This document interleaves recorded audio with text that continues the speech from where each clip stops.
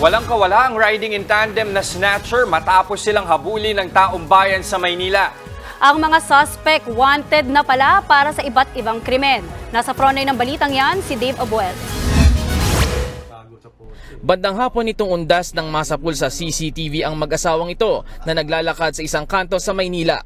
Sa gilid ng kalsada makikita naman ng rider na sakay ng dilaw na motor at kasama niyang naka-helmet sa sidewalk.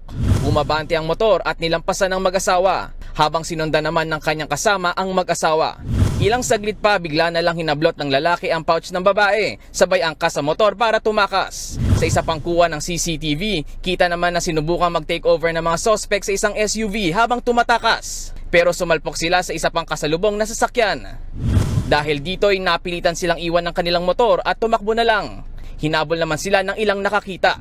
Nakuna naman kung paanong tila nakipagpatintero ang mga suspect sa mga humabol.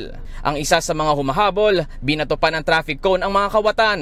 Di na nakuna ng CCTV pero nadakip din kinalaunan ng mga humabol ang dalawang suspect. Kinilala ang driver ng motor na si Christian Austria habang ang backride niya naman at siyang humablot ng bag ay si Mark Louis Galvero alias Macmac. Nabawi ang bag at pera ng biktima mula sa mga suspect. Hindi na sila sinampahan ng reklamo ng mag-asawa. Hindi naman itinanggi ng mga suspect ang pagnanakaw.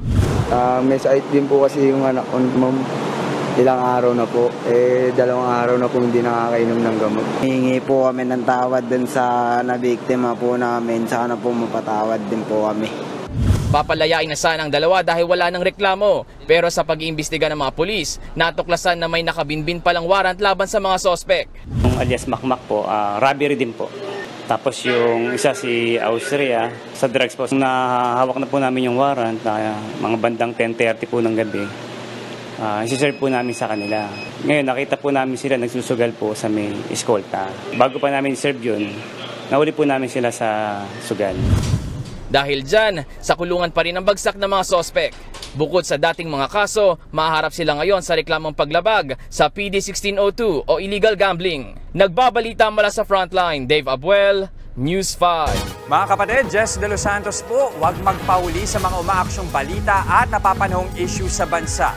Para sa mas malawak na balitaan, mag-subscribe at mag-follow sa social media pages ng News 5.